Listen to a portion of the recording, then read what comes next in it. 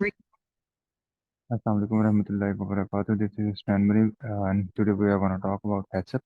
HACCP basically जो है वो hazard analysis critical control point है। हैजर्ड से क्या मुराद होता है? कोई भी ऐसी चीज़ जो कि इसके अंदर इशू कॉज कर सकते हैं, कोई भी ऐसा मसला हो सकता है, मतलब जो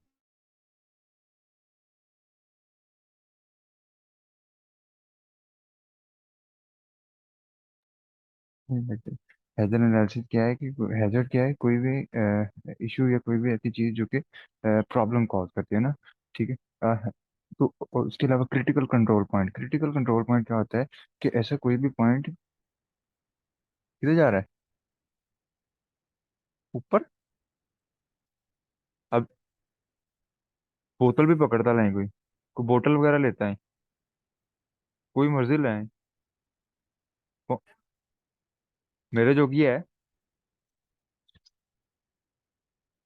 सॉरी, बीच में आवाज थोड़ी सी रैंडम आ गई। खैर। अच्छा, hazard identification at each step. Critical control point क्या होता है कि ऐसे ड्यूरिंग द प्रोसेसिंग, प्रोसेसिंग से मुराद है कि रॉ मटेरियल से लेके फाइनल प्रोडक्ट बनाने तक कुछ ऐसे स्टेप्स होते हैं, कुछ ऐसे पॉइंट्स होते हैं जहाँ पे हैजर्ड को कंट्रोल करना इज वेरी नेसेसरी। अगर आप उस पॉइंट पे कंट्रोल नहीं करते तो उसकी वजह से आपका पूरा का पूरा प्रोसेस क्या है, डिटोरिएट कर जाता है। ठीक है। तो इसके डिफरेंट प्रिंसिपल हैं। ठीक है। अब इसमें जो पहला प्रिंसिपल है, hazard identification at each step.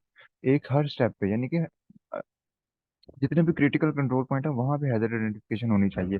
ठीक है। Hazard analysis is done to check likelihood of occurrence of a risk and severity of that risk. दो ही पर्पज हैं जिसके लिए जो है वो हैजर्ड एनालिसिस किया जाता है। उसके अंदर पहला ये है कि चेक करना कि क्या कोई रिस्क है, और अगर है तो फिर उसकी सिवियरिटी क्या है, कितना स्ट्रांग है उसका। ठीक है। कंपोनेंट ऑफ हैजर्ड एनालिसिस आ जाते हैं, ये भी प्रिंसिपल वन के अंदर ही आते हैं। तो इसके अंदर हैजर्ड आइडेंटिफिकेशन है और दूसरा है हैजर्ड एवेल्युएशन। आइडेंटिफिकेशन के अंदर है कि आपने हर स्टेप के ऊपर, हर स्टेप से क्या मुराद है पहले स्टेप समझ लो, कि रॉ मटेरियल रिसीव किया।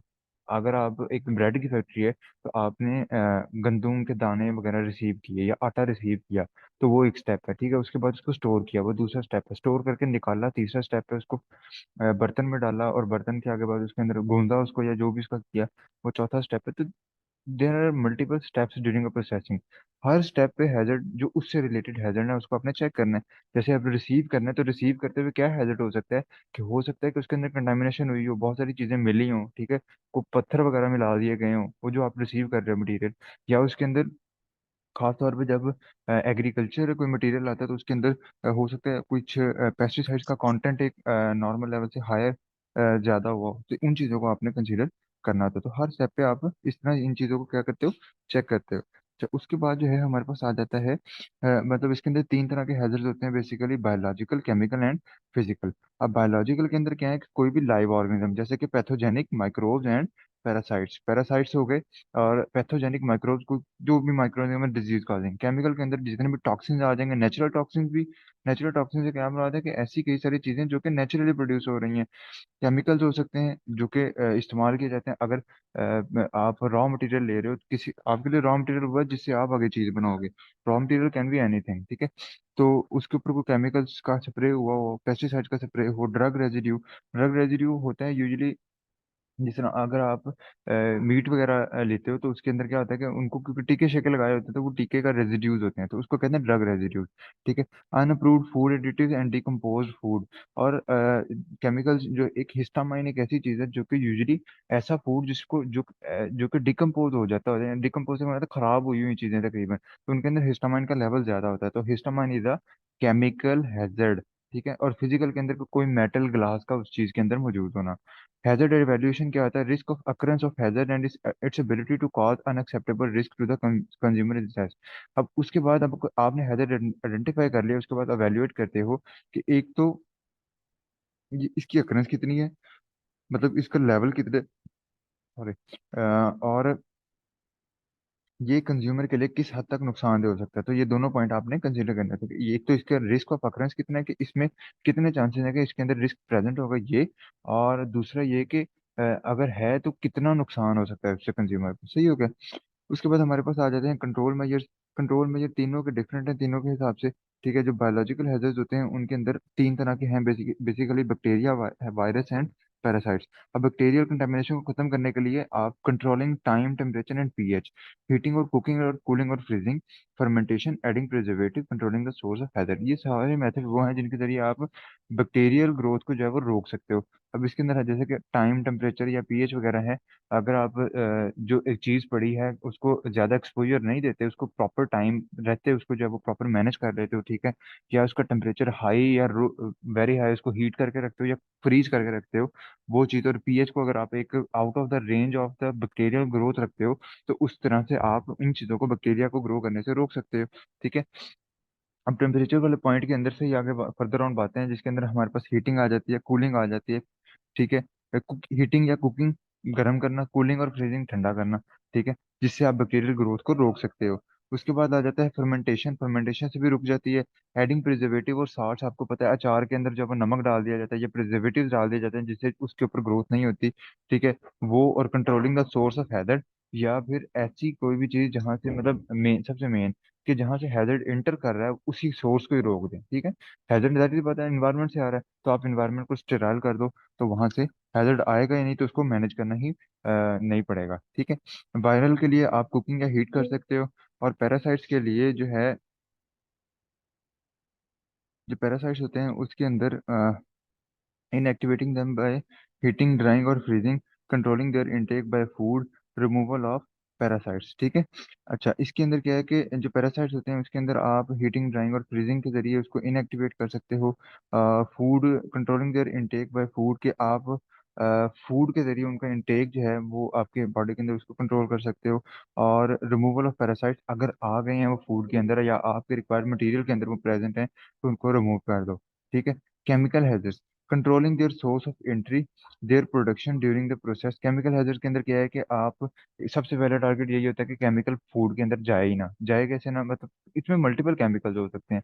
एक तो स्प्रे वाला केमिकल होता है, एक अगर आप प्रोसेसिंग कर रहे हो कहीं पे, तो उस हो सकता है वहां पे कोई क्लीनिंग एजेंट्स पड़े हों, दे ऑल और केमिकल, तो वो ऐसे ही बेवजह बगैर ही किसी लेबल्ड के बोतलों में ना पड़े हों जिसकी वजह से उनकी एंट्री को रोक सकें। देयर प्रोडक्शन ड्यूरिंग प्रोसेस, अब अब कई केमिकल ऐसे हैं जो कि प्रोसेसिंग के दौरान प्रोड्यूस होते हैं। किसी चीज को आपने ओवर हीट कर दिया या ज्यादा ठंडा कर दिया या कुछ इस तरह का प्रोसेस किया, पीएच ऊपर नीचे कर दी, जिसकी वजह से उसके अंदर different type of chemicals produce हो सकते हैं जो कि हैजर्ड के तौर पर काम कर सकते हैं, तो उनको आपने कंट्रोल करना है, ठीक है। Properly labelling the material and bottle containing chemical, तो केमिकल से रिलेटेड जितनी भी चीजें हैं, उनको प्रॉपर लेबल करके रखें कि ये फलां केमिकल है, ये फलां केमिकल है, ताकि उनकी मिक्सिंग ना हो और उनका इम्प्रॉपर यूज ना हो पाए। उसके बाद फिजिकल हैजर्ड आ जाते हैं कि इसके अंदर सिंपल है कि जितनी भी चीजें हैं, कोई भी फिजिकल मैटर जितना भी है उसको फॉल करने से, उसको गिरने से बचाना है, ठीक है।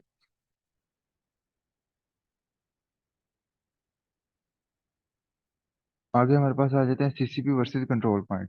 अब सीसीपी होता है बेसिकली क्रिटिकल कंट्रोल पॉइंट, और एक होता है कंट्रोल पॉइंट सिंपल, ठीक है। अब कंट्रोल पॉइंट क्या है, एक जनरल डेफिनेशन है, एनी पॉइंट, स्टेप और procedure at which biological, physical और chemical factor can be controlled.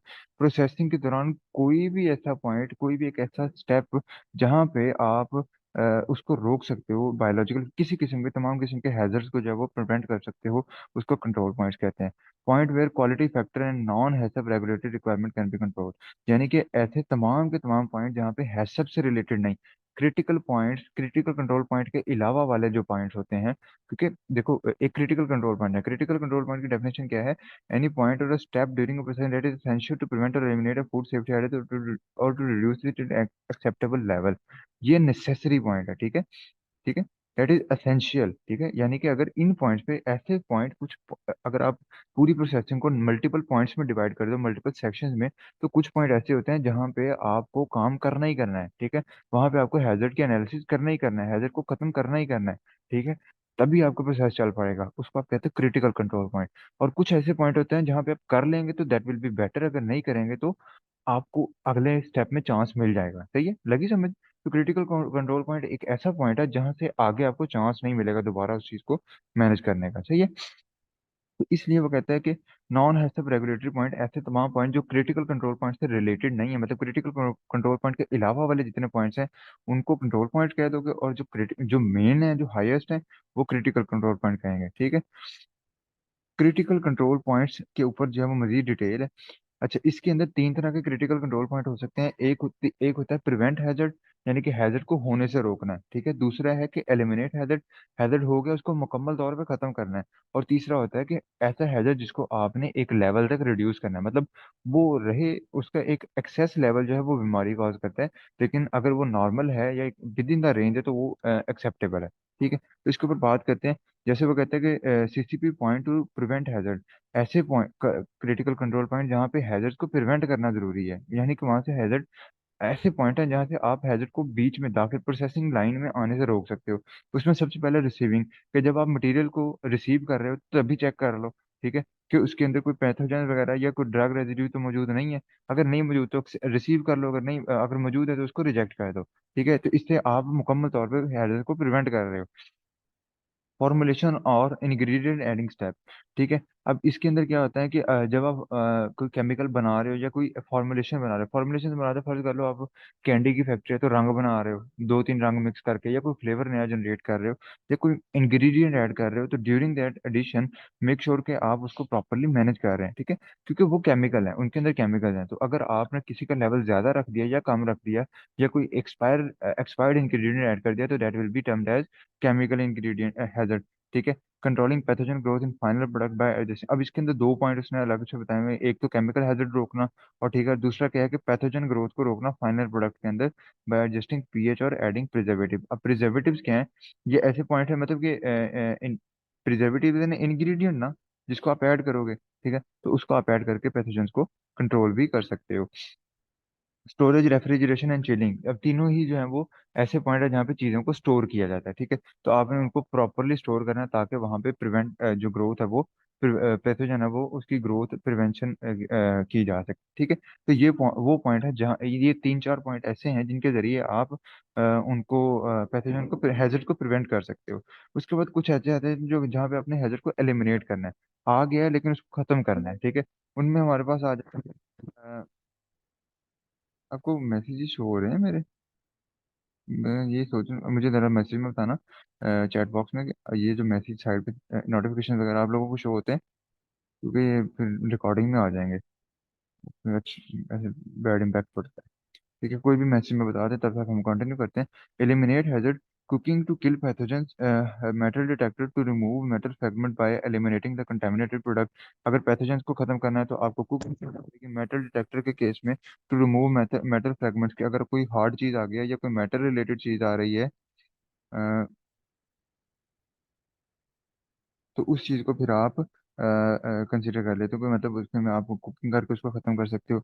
Metal detector to remove metal fragment by eliminating the contaminated product, अब इसमें दो तरीके हैं, एक तो ये कि प्रोडक्ट के अंदर से मेटल को रिमूव कर दो थ्रू मेटल डिटेक्टर, दूसरा क्या है कि पूरा का पूरा प्रोडक्ट ही एलिमिनेट कर दो जिसके अंदर मेटल की कंटामिनेशन हो चुकी हुई है, ठीक है। और फ्रीजिंग, फ्रीजिंग के जरिए आप पैरासाइट्स को किल कर सकते हो। लाइक अब फ्रीजिंग किस में जरूरी है, उसने आगे एग्जांपल भी दी हुई है कि एक फिश है,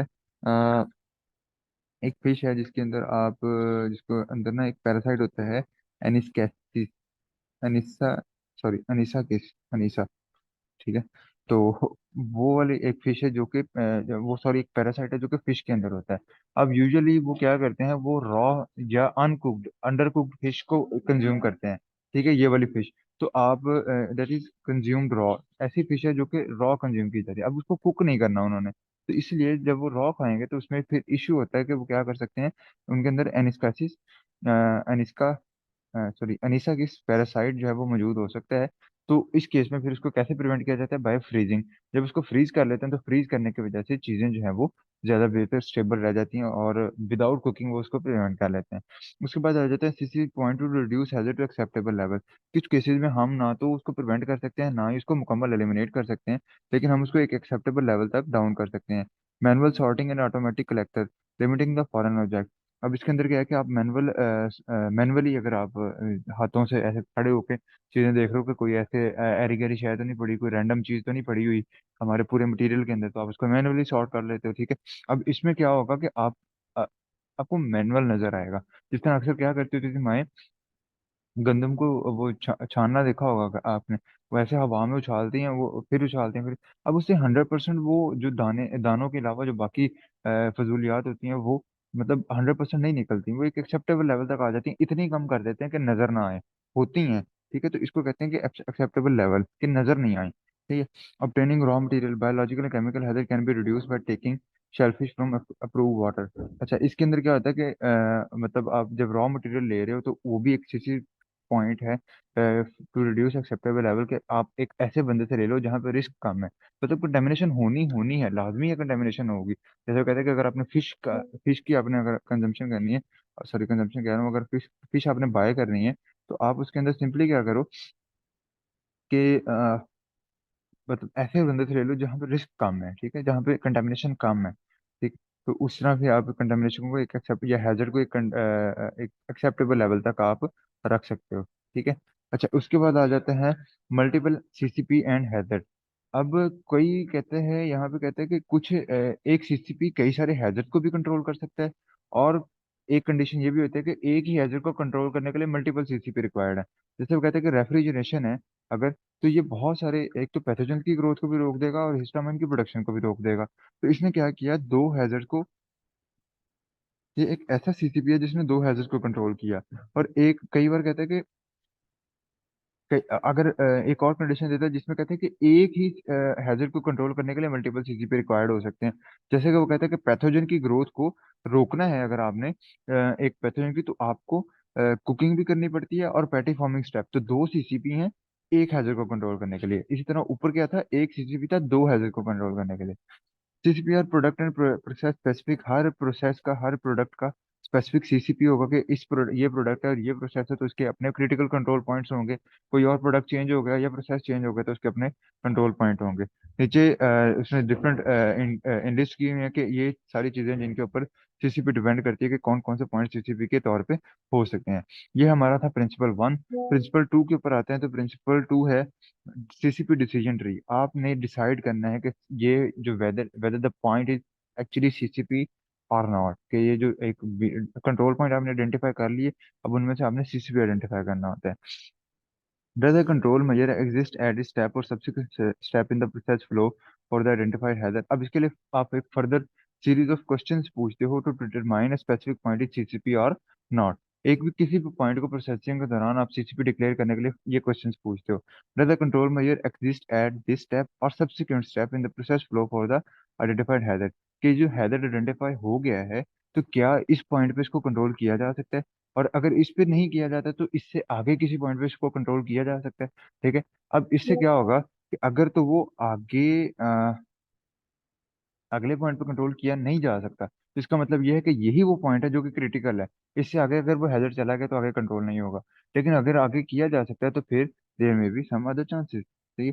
डज दिस स्टेप एलिमिनेट और reduce the likely occurrence of significant hazard to an acceptable level? अब वो कहता है कि क्या ये उसको, ये वाला जो पॉइंट है अगर ये कम कर सकता है तो with in the acceptable range लेके आ सकता है, या मतलब पहले प्रायोरिटी तो ये होती है कि मुकम्मल एलिमिनेशन ना, ऊपर वाला। ठीक है।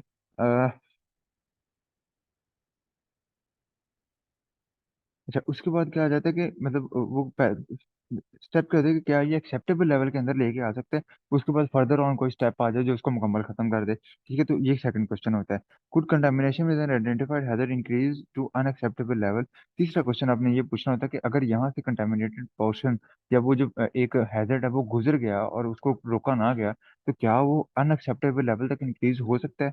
ठीक है। Will a subsequent step eliminate the identified hazard, reduce the likely occurrence? ये चाहिए पॉइंट, ये एक्सेप्टेबल लेवल था ऊपर वाले अच्छा, इसका ये आ गया, will subsequent step eliminate the identified hazard और reduce the likely of occurrence to acceptable level. अच्छा, ये वही पॉइंट है पहले वाला, कि आगे आने वाला कोई स्टेप जो है वो एलिमिनेट कर देगा हैजर्ड को या उसको एक एक्सेप्टेबल लेवल तक लेके आ जाएगा। तो अगर वो ले आएगा तो दैट मीन वो क्रिटिकल पॉइंट होगा, ये इतना क्रिटिकल पॉइंट नहीं है। ठीक है। लेकिन अगर अगले कोई भी स्टेप ऐसा नहीं है तो इसका मतलब ये यही आपका क्रिटिकल पॉइंट होगा। उसके बाद आ जाता है आपका एस्टेब्लिश क्रिटिकल लिमिट्स। ठीक है।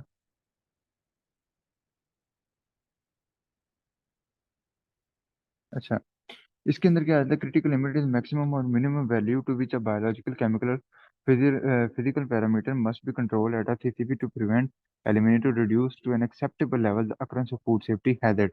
आसान अल्फाज में वो कहता है कि क्रिटिकल लिमिट वो कम से कम और ज्यादा से ज्यादा, ठीक है, एक वैल्यू है, एक रेंज है जिसके अंदर आप किसी भी जो है वो बायोलॉजिकल, केमिकल या फिजिकल पैरामीटर को कंट्रोल कर सकते हो। कंट्रोल करने से क्या मुराद होता है?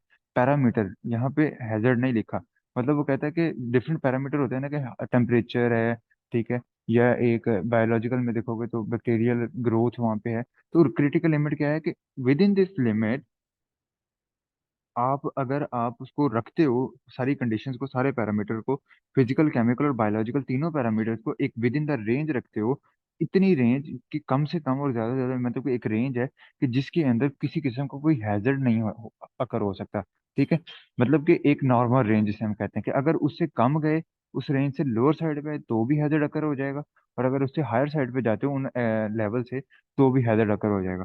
तो इस नैरो रेंज को, नैरो या broader what ever that is, इस रेंज के अंदर, जिसके अंदर कोई भी फूड सेफ्टी हैजर्ड अकर नहीं कर सकता, उसको आप क्या कहते हो? Critical limits. Monitoring for pathogen and cook step.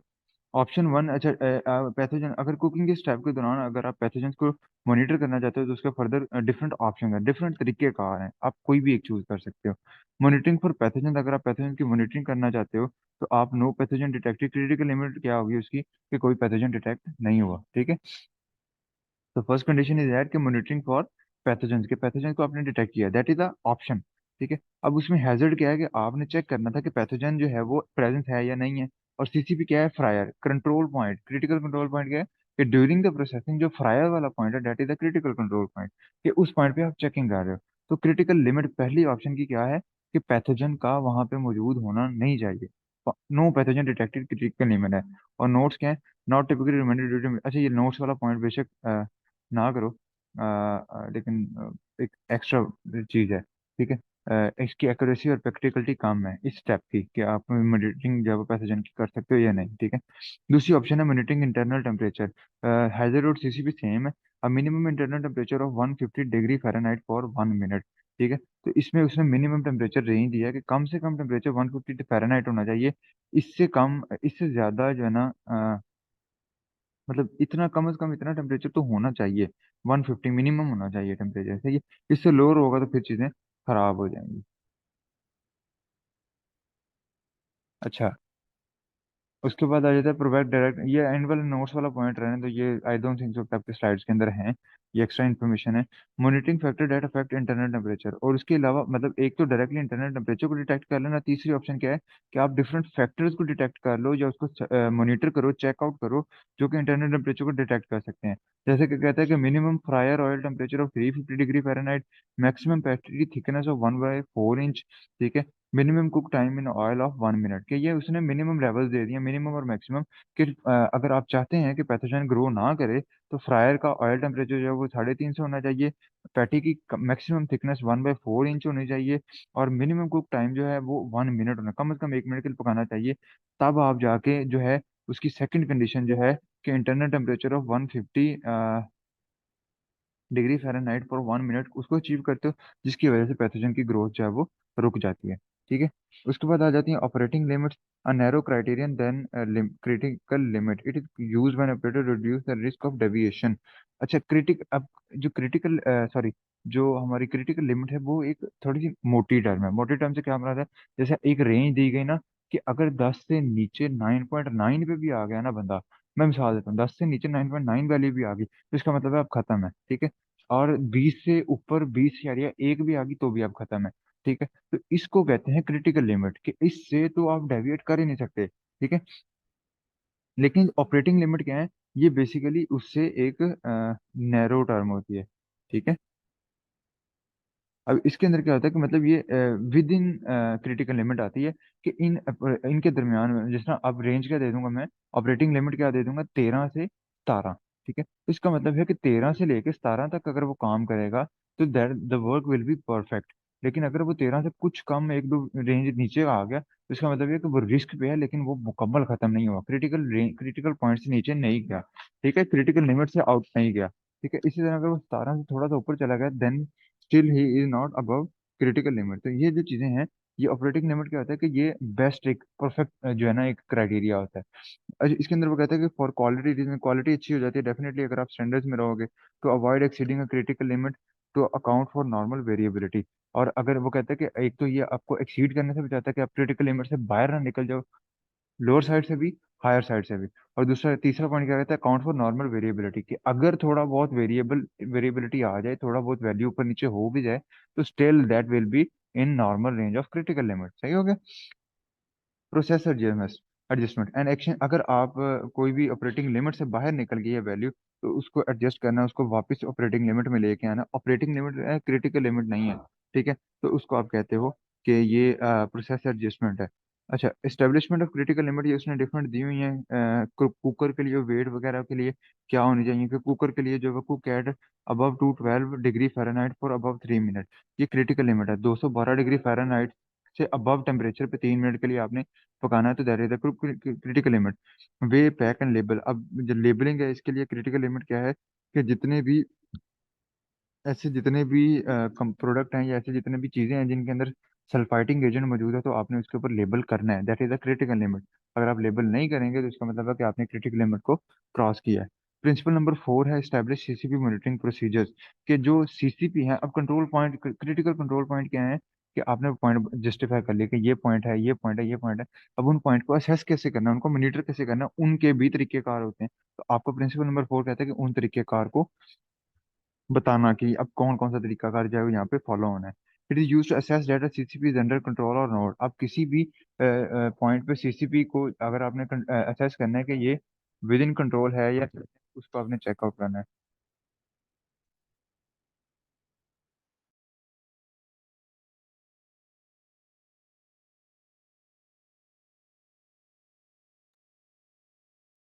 Critical limit, अच्छा सॉरी, उसके बाद हमारे पास आ जाता है, it is also use to produce accurate record for future verification, कि आप किसी भी पॉइंट पे जो है वो एक असेस कर लेते हो, कि एक्यूरेट रिकॉर्ड वगैरह को मतलब उसको असेस करते हो, उसका रिकॉर्ड बनाते हो, ताकि फर्दर ऑन आप उसको प्रॉपरली मैनेज कर सको, और फ्यूचर वेरिफिकेशन के लिए भी रिकॉर्ड को इस्तेमाल कर सको। पर्पज ऑफ मॉनिटरिंग के अंदर आ जाता है to notice operation and assessing that if it's going toward critical point and then making adjustment to keep it in control, कि आपने किसी भी क्रिटिकल पॉइंट को चेक करना है। ठीक है, टुवर्ड क्रिटिकल लिमिट आना था, बेसिकली पॉइंट नहीं आना था यहाँ पे। तो आपने किसी भी पॉइंट को चेक करना है, और उस पे जो है ना वो ये असेस करना है कि क्या ये कंडीशन जो है, या ये जो पॉइंट है, ये नॉर्मल चल रहा है, ये स्टेप यहाँ पे नॉर्मल था, या वो थोड़ा सा रेंज से बाहर निकल रहा है। रेंज से बाहर निकलने से क्या मुराद है, कि क्या वो मतलब जिस तरह मैंने आपको बताया ना, नॉर्मल रेंज हमारी क्या थी, 10 से 20। ठीक है, ये हमने जस्टिफाई किया कि हमने जो है करना है।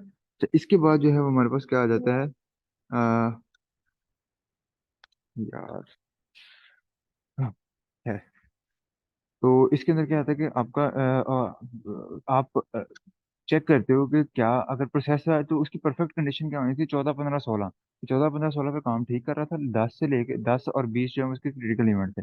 आपने चेक किया तो वो किस तरफ आ रहा था, वो 12 पे था।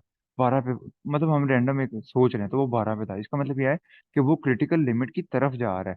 क्रिटिकल लिमिट वाले या क्रिटिकल पॉइंट की जो एंडिंग पॉइंट है, जो एक्सट्रीम पॉइंट है, उसकी तरफ जा रहा है। तो आपने वहीं पे एक्शन लेना, उसको वापस ही स्टैंडर्ड पॉइंट पे ले आना है। तो इसको कहते हैं कि ये आपका वहां पे सीसीपी का मॉनिटरिंग प्रोसीजर का पर्पज होता है। ठीक है, to identify whether there is a loss of control, वही कि सीसीपी से डेविएशन आ रही है कि नहीं आ रही। To provide return documentation of the process control system, और वहाँ पे जो भी प्रोसेस कंट्रोल सिस्टम के वहाँ पे जो सीसीपी का कंट्रोल है, जो वहाँ पे मैनेजमेंट की जा रही है, कि सीसीपी को प्रॉपरली उस क्रिटिकल कंट्रोल पॉइंट को प्रॉपरली मैनेज किया जाए, उसके मुताबिक डॉक्यूमेंटेशन करना, कि प्रोसेस वाज गुड और नॉट। अच्छा, उसके बाद आ जाता है मॉनिटरिंग। मॉनिटरिंग के अंदर क्या है, यही जो मॉनिटरिंग है, किसी भी एक सीसीपी पॉइंट को आपने मॉनिटर करना है, तो इसके चार क्वेश्चंस हैं। क्या मॉनिटर करना है, कैसे करना है, और कब करना है, और कौन करेगा। तो who is what is monitored, measuring the and checking to assess if the CCP पर कर रहे हैं कि आपने ये चेक करना है कि क्या प्रोसेस या प्रोडक्ट, दोनों में से कोई प्रोसेस या प्रोडक्ट क्रिटिकल लिमिट में है या नहीं है। जैसे टेम्परेचर चेक करना, पीएच वगैरह चेक कर लेना, ठीक है, कि क्या ये नॉर्मल रेंज में है या नहीं है। Observe if a preventive measure eight a CCP is being perform. और दूसरा पॉइंट क्या है, कि आपने चेक करना है कि कोई भी अगर सीसीपी, क्योंकि सीसीपी क्या होता है, ऐसा पॉइंट जहाँ पे हैजर्ड कंट्रोल किया जा सकता है, तो आप डेफिनेटली वहाँ प्रिवेंटिव मेजर चाहिए, एक प्रॉपर मेजर चाहिए जो कि उसको सही तरह कंट्रोल कर रहा होगा। ठीक है, तो आपने ये भी असेस करना है कि क्या वहाँ पे प्रिवेंटिव मेजर लिया जा रहा था या नहीं लिया जा रहा था। उसके बाद आ जाता है how it will be measured के अंदर क्या आता है कि the measurement of critical limit and preventive measure typically done through physical और chemical means for quantitative critical limit और through observation for qualitative critical limit. अब दो तरह की क्रिटिकल लिमिट्स हो सकती हैं, एक हो जाती है क्वांटिटेटिव और दूसरी होती है क्वालिटेटिव। अब जो क्वांटिटेटिव है उसको असेस करने के लिए आपके पास दो मेथड है, फिजिकल एंड केमिकल। और जो क्वालिटेटिव है उसके अंदर आपकी सिंपल ऑब्जर्वेशन है, मतलब आप आओगे एक्सपीरियंस बेस पे आप चेक करते हो चीजों को, तो द थिंग्स आर गुड और नॉट, वो आपकी ऑब्जर्वेशन होती हैं, विजन, स्मेल, आपकी जो आपकी सेंसेस है उसको इस्तेमाल करते हुए। जबकि जो क्वांटिटेटिव क्रिटिकल लिमिट है, यानी कि ऐसे लिमिट जिनकी रेंजेस हैं, जैसे टेम्परेचर है तो उसकी एक रेंज है कि कम से कम इतना होना चाहिए, ज्यादा से ज्यादा इतना होना चाहिए, तो उसके लिए आप फिर फिजिकल कोई मेथड थर्मामीटर का इस्तेमाल कर लोगे। इस तरफ ये चेक करनी है तो उसके लिए केमिकल मेथड्स का इस्तेमाल कर लोगे।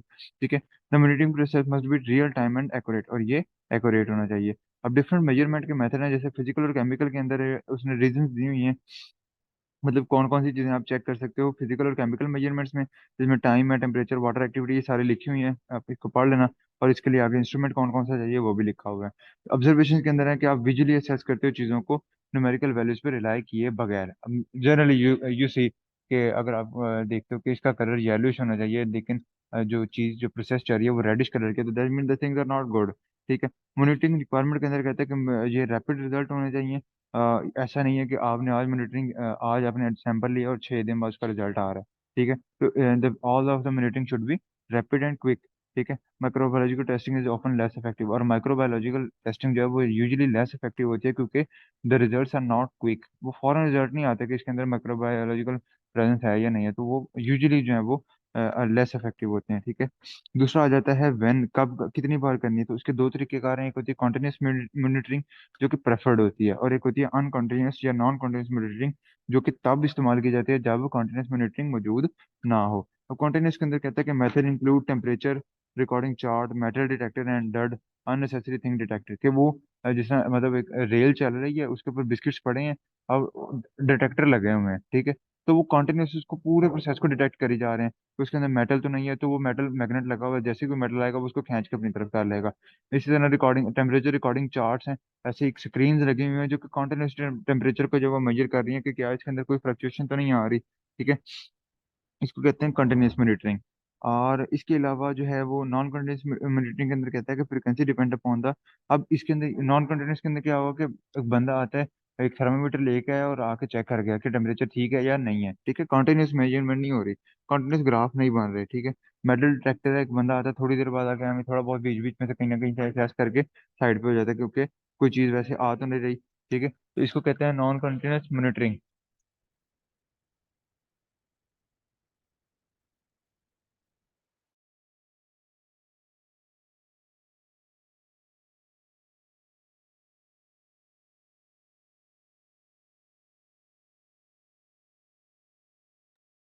अच्छा, इसके बाद जो है वो हमारे पास आ जाता है नॉन कंटीन्यूअस मॉनिटरिंग के अंदर कहता है frequency depend upon the process variability, how close normal values are to critical limit. अब इसके अंदर प्रोसेस वेरिएबिलिटी क्या है कि डेफिनेटली जितना वेरिएबल प्रोसेस होगा उतने ज्यादा चांसेस होते हैं रिस्क के। एक है कि रॉ मटेरियल कहाँ से उठाया, उसको प्रोसेस किया, प्रोसेस कहाँ पे फैक्ट्री में आगे किया, उसके बाद दूसरी फैक्ट्री में ले गई, तो उसके अंदर चांसेस ज्यादा है, तो उस केस पे उसकी मॉनिटरिंग होगी डेफिनेटली। फिर जहाँ जब निकलेगी तब उसकी मॉनिटरिंग, जब अगले डिपार्टमेंट में जाएगी तब उसकी मॉनिटरिंग। तो प्रोसेस वेरिएबिलिटी पे डिपेंड करता है, process variability increases time frequency of monitoring, how close normal values are to critical limit. अब क्रिटिकल लिमिट कितनी नैरो है, ठीक है, नॉर्मल वैल्यूज और क्रिटिकल लिमिट में कितना फर्क है। जैसे अभी हमने 10 से 20 की रेंज रखी, अगर यही रेंज 13 से लेकर 17 तक की होती तो उसमें फिर क्या था, फिर क्रिटिकल लिमिट जो है वो बहुत कम हो गई ना। इसका मतलब ये कि आपने विद इन दिस रेंज ही उसको रखना है, तो उस केस में फिर आपकी जो फ्रिक्वेंसी ऑफ मॉनिटरिंग है वो बढ़ जाएगी, आप ज्यादा मॉनिटरिंग करोगे ताकि वैल्यू उससे बाहर ना निकले। अच्छा, and acceptable risk if critical limit is exceeded, और आपने थर्ड चीज क्या करनी है कि एक्सेप्टेबल रिस्क है कितना है, कितने, अगर जितना ज्यादा एक्सेप्टेबल है तो उसका मतलब है उतनी कम मॉनिटरिंग रिक्वायर्ड होगी इन केस क्रिटिकल लिमिट अगर एक्सीड कर दी जाती है। ठीक है, तो ये अगर एक्सेप्टेबल रिस्क कम है कि आप उसको एक्सेप्ट नहीं कर सकते रिस्क को, तो इसका मतलब है कि मॉनिटरिंग जो है वो ज्यादा ज्यादा बार की जाएगी।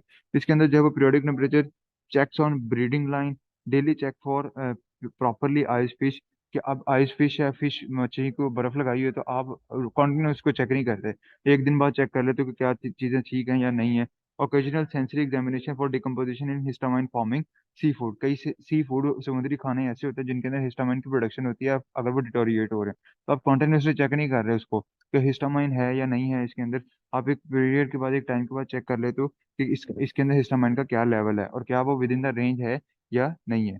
और हु के अंदर है, कोई भी ट्रेन पर्सनल है, उसने लिखा हुआ है लाइन पर्सनल, फैक्ट्री का बंदा होता है जो कि वहाँ पे उसका काम ही ये है। इक्विपमेंट ऑपरेटर, कोई अगर मशीन वाला बंदा है तो वो मशीन चला रहा है तो वो चेक करेगा, असेस करेगा कि क्या ये चल रहा है या मतलब इक्विपमेंट एट द मोमेंट जो है उसको डायरेक्ट कर रहा है। उसके बाद सुपरवाइजर्स आ जाते हैं। मेंटेनेंस पर्सनल है, क्वालिटी एश्योरर है। ये डिफरेंट पर्सनल हैं जो कि हेचअप के अंदर जो है वो आ रहे हैं। हेचअप के अंदर जो है इन चीज़ों को कंट्रोल करते हैं। All this should be well trained, तमाम के तमाम वेल ट्रेंड होने चाहिए। सबके सबको सीसीपी की मॉनिटरिंग टेक्निक्स आनी चाहिए कि कैसे सीसीपी को मॉनिटर किया जाता है। सबको मॉनिटरिंग एक्टिविटी की एक्सेस होनी चाहिए। जहाँ पे मॉनिटरिंग करनी है, जिस प्रोसेस को मॉनिटर करना है, वहां तक की एक्सेस होनी चाहिए। उनको तमाम तरीके, तमाम चीज़ें जो अवेलेबल होनी चाहिए। And should report any deviation from critical limits so that the corrective action can be taken, and they should be honestly reporting the any deviation, ताकि उसके लिए corrective action जो है वो लिए जा सकें। ठीक है। ये है। उसके बाद हमारे प्रिंसिपल नंबर 4, 6, 7, ये 3 पॉइंट हम फिर मीटिंग को मैं एंड कर रहा हूँ। 1 मिनट की रह गई, उसके बाद नेक्स्ट मीटिंग शुरू करते हैं विद इन 5 मिनट्स, ताकि हम उसको जल्दी से कवर कर रहे हैं। ठीक है।